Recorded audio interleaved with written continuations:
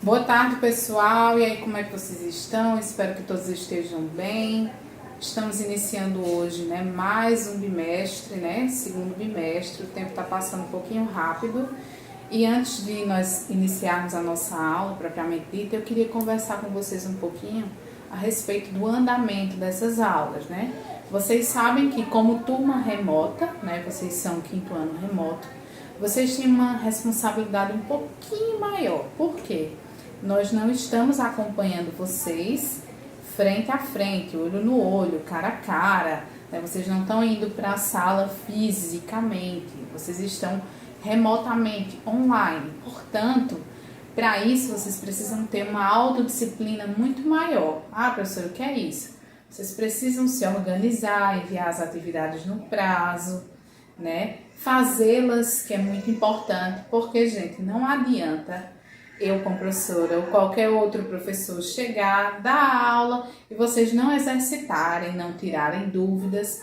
Então, mesmo que a gente não responda naquela hora, né, porque a gente tá lá no presencial, mas a gente vai poder te responder em um outro momento. Então, deixa lá a tua dúvida, pesquisa, busca, né? Não fiquem com dúvidas e não finjam, tá? Não finjam estar assistindo a aula. De fato, assistam até o final. Porque quando a gente está aqui, a gente traz informações importantes e relevantes para vocês. Tá certo, gente? Então, valorizem esses momentos, né? Onde os pais de vocês se esforçam, o professor está aqui também se esforçando para dar o seu melhor. Às vezes até pega um dia de folga e grava a aula de vocês. Então, pensem nessas coisas e tenham essa autorresponsabilidade, essa autodisciplina. Fez, terminou, tá livre, né? Descansa, brinca, joga. Quando finalizar, tá? Ficou com dúvida, pergunta. Não fica com a dúvida, tá bom? Quero que a gente fique combinado assim, tá? Olha só, gente. Então, hoje vocês vão começar a utilizar o módulo 2, tá? O segundo módulo de vocês, tá certo?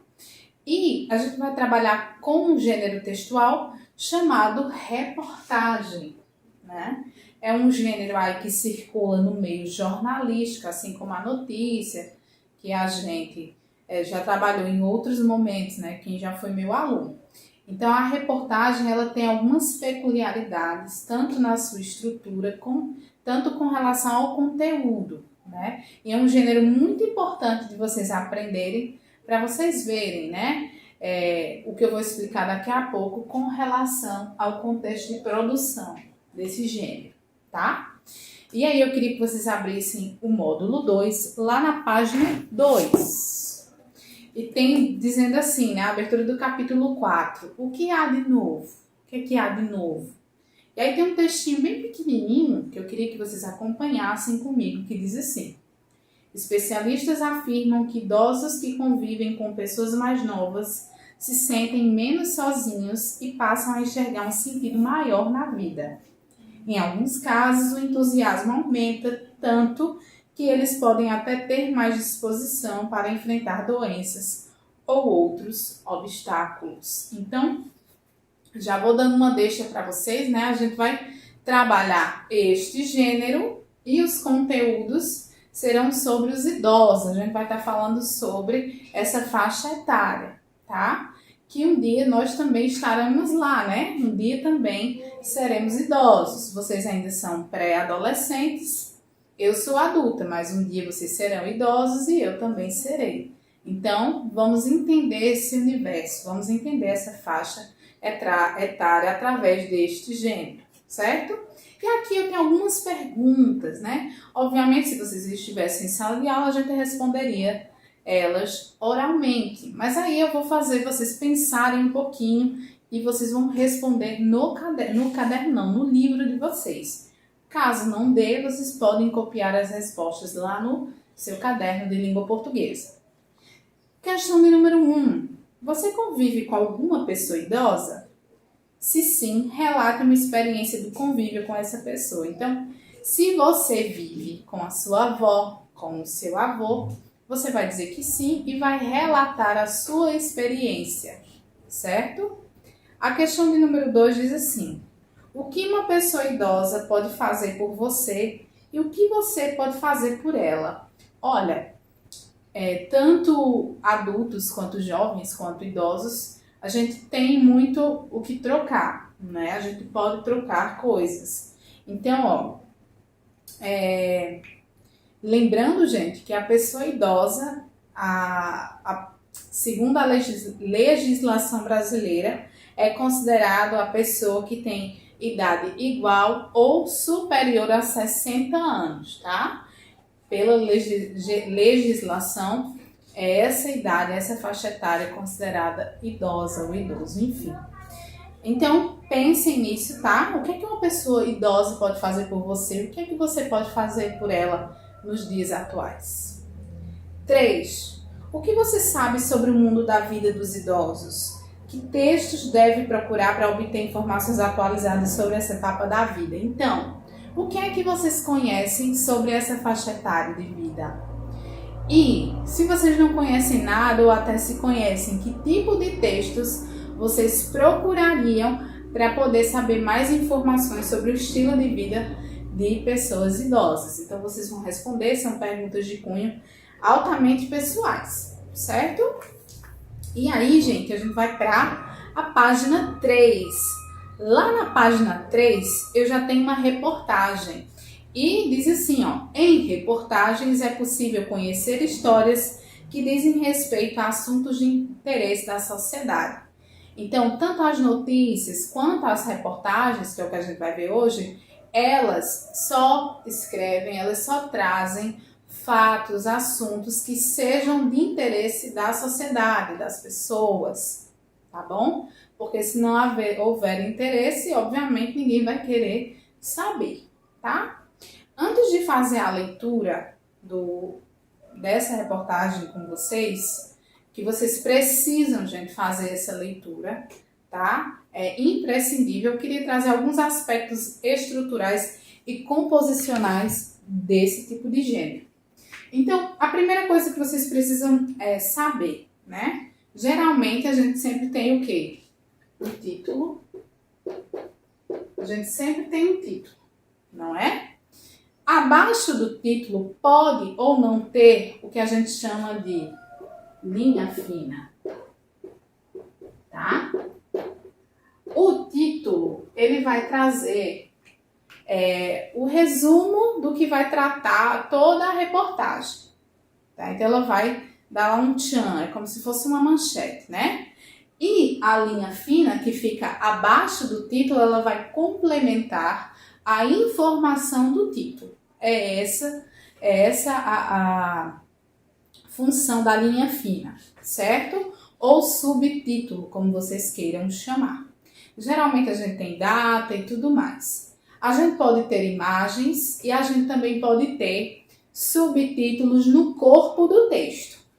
Não sei se esse é o caso dessa reportagem, deixa eu dar uma olhada.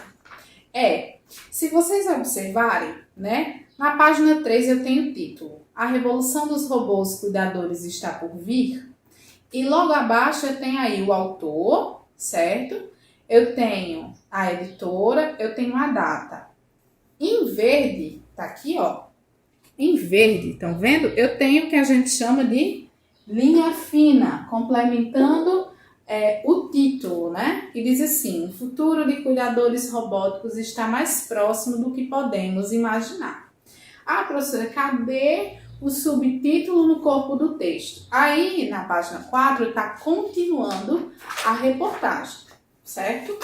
E aqui, ó, tem assim, ó, possibilidades tentadoras. Isso aqui, gente, é chamado de subtítulo. E esse subtítulo, ele está no corpo do texto. Até agora eu falei dos aspectos mais estruturais. Agora eu vou falar mais dos aspectos composicionais. Existe uma coisa muito importante na reportagem que é o chamado slide, tá? Vocês vão estudar isso no próximo ano com mais afinco, de forma mais aprofundada. O slide responde justamente essas respostas que eu coloquei aqui, ó. Quem produz, para quem produz, quando, por quê, onde, tá? Então, logo no primeiro parágrafo, tanto de uma reportagem até na notícia, inclusive, vocês podem encontrar essas respostas. Quando, por quê, onde, quem, quando, tá? E, gente, isso deve ser pensado para que a gente crie um posicionamento crítico, principalmente, quem produziu, quem foi que produziu essa reportagem? Quem foi que produziu? Foi a BBC Future, né? Para quem ela produziu? Qual é o público-alvo? Né? Qual é o público-alvo?